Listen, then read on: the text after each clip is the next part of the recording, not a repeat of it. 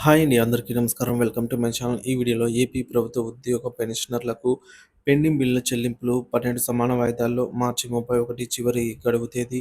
పూర్తి వివరాలనైతే వీడియోలో తెలుసుకుందాం. వీడియోని ఎక్కడే గానీ స్కిప్ చేయకుండా ఎండ్ వరకు చూడండి. అప్పుడే ఇన్ఫర్మేషన్ పూర్తిగా అర్థమవుతుంది. వీడియో చూస్తున్న ప్రతి ఒక్కరు వీడియోకి లైక్ చేయండి ఫ్రెండ్స్. ఈ వీడియోని తోటి ఉద్యోగ పెన్షన్ మిత్రులతో అయితే షేర్ చేయండి. కొత్తగా మన ఛానల్ చూస్తున్నారు ఇంకా ఎవరైనా సబ్స్క్రైబ్ చేసుకున్నట్లయితే వెంటనే మన ఛానల్‌ని సబ్స్క్రైబ్ చేసుకోండి. దీని ద్వారా నేను చేసే లేటెస్ట్ వీడియోస్ అన్నీ మీ వరకు రీచ్ అవుతాయి. ఇక ఆలస్యం చేయకుండా వివరాల్లోకైతే వెళ్ళిపోదాము.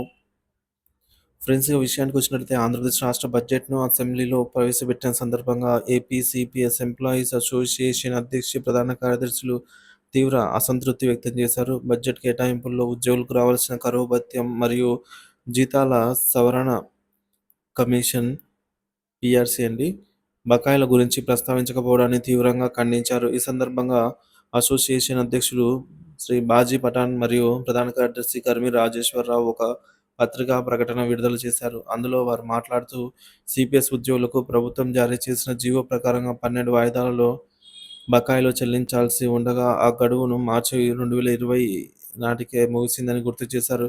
ఇప్పటికీ డిఏ బకాయిలు చెల్లించకపోవడంపై వారు తీవ్ర ఆగ్రహం వ్యక్తం చేశారు. బకాయిలు చెల్లించని పక్షంలో న్యాయస్థానం ద్వారా జీవోలను అమలు చేయించుకునేందుకు వెనుకాడబోమని వారు స్పష్టం చేశారు. ఈ మేరకు తదుపరి కార్యాచరణను ప్రకటిస్తామని హెచ్చరించారు. ఈ విషయాన్ని ఇప్పటికే ప్రభుత్వ అధికారులకు తద్వారా ప్రభుత్వానికి విన్నవించినప్పటికీ బడ్జెట్‌లో ఉద్యోగులకు సంబంధించి ఏ ఒక్క అంశాన్ని కూడా పరిగణలోకి తీసుకోకపోవడాన్ని దారుణమని వారు ఆవేదన వ్యక్తం చేశారు. ఉద్యోగులకు బాకీ ఉన్న ఒక్క రూపాయి గురించి కూడా బడ్జెట్‌లో అయితే ఎటువంటి ప్రస్తావన తేకపోవడాన్ని తీవ్ర నిరాశకు గురిచేసింది ఉద్యోగులందరిని అయితే వారు పేర్కొన్నారు. గత ప్రభుత్వం మాదిరిగానే ఈ ప్రభుత్వం కూడా ఉద్యోగ, ఉపాధ్యాయ, కార్మిక పెన్షన్‌లను వ్యతిరేక విధానాలను అవలంబిస్తోందని అయితే ఈ బడ్జెట్ ద్వారా స్పష్టంగా రుజువైందని వారు విమర్శించారు. ఉద్యోగులకు రావాల్సిన పెండింగ్ బకాయిలను వెంటనే చెల్లించాలని, లేని పక్షంలో కోర్టును ఆశ్రయించక తప్పదని వారు ప్రభుత్వానికి తేల్చి చెప్పారు.